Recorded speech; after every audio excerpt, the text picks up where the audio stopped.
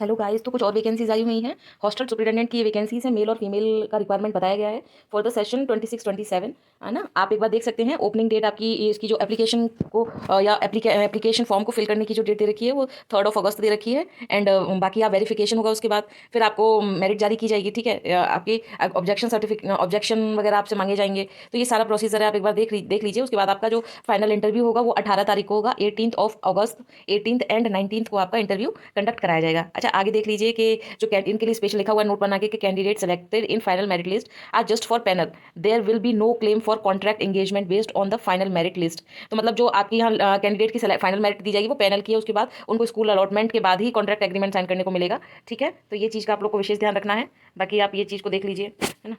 एक second, guidelines वगैरह इस तरीके से कुछ दी हुई हैं, आप देख लीजिए। क्वालिफिकेशन रिक्वायरमेंट क्या रहेगी, तो डिजायरेबल एकेडमिक क्वालिफिकेशंस और एसेंशियल क्वालिफिकेशन ये सब यहाँ पर बहुत अच्छे से मेंशन की गई है। तो आप लोग एक बार गो थ्रू कर लीजिए, और अगर कोई भी डाउट इसके रिगार्डिंग रहे तो आप लोग ज़रूर बताइएगा कमेंट में, है ना। इसका एज लिमिट भी बताया गया, मैक्सिमम 62 ईयर्स है। 1 जुलाई से पहले आपका 62 ईयर्स मैक्सिमम लिमिट है। मैरिटल स्टेटस का कोई प्रभाव नहीं पड़ेगा, आप शादीशुदा है या नहीं है, इससे इस जॉब का कोई भी लेना देना नहीं है। तो आप इस चीज़ का भी आपको ध्यान रखना है। हेल्थ एंड फिटनेस रिक्वायरमेंट की बात अगर की जाए तो जो आपके NBS नॉर्म्स के अकॉर्डिंग आपको अपॉइंटमेंट दी जाएगी, तो आप उसके अकॉर्डिंग आपको जो मेडिकल सर्टिफिकेट बनवाना रहता है वो आपको बनवाना रहेगा। वो जो सेल चिकित्सा रहता है ना, वहाँ से बनवाना रहेगा। तो वो चीज़ आप लोग देख लीजिएगा।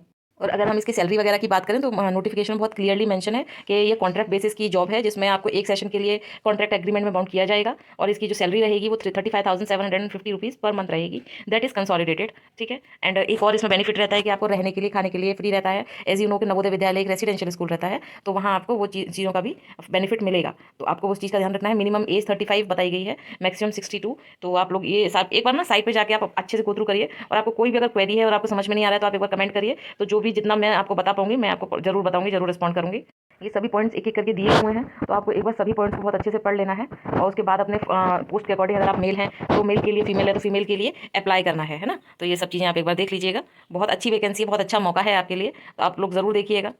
डेट्स वगैरह का बहुत ज़रूर से ध्यान रखिए, क्योंकि डेट्स इंपॉर्टेंट है हर चीज़ की, कि कब डेट आपका लास्ट डेट कब है, वेरिफिकेशन कब है, ऑब्जेक्शन के लिए, करेक्शन के लिए क्या डेट है। ये सब डेट्स आप डेट के अकॉर्डिंग अगर आप चलेंगे ना, तो आपका क्या है, फॉर्म भी मिस नहीं होगा और आप अपने जॉब को सिक्योर कर पाएंगे फॉर एटलीस्ट फॉर 1 सेशन ना। तो आप इस चीज़ को साइड बाय साइड कर सकते हैं, आप साइड में अपनी तैयारी भी कर सकते हैं फॉर अनदर रेगुलर पोस्ट, और यहाँ पे भी आप अप्लाई कर सकते हैं। तो अगर आपको बेनिफिट लगे इस वीडियो से, 1% भी अगर आपको बेनिफिट लगे, तो आप अपना सपोर्ट जरूर दिखाइएगा। Thank you so much.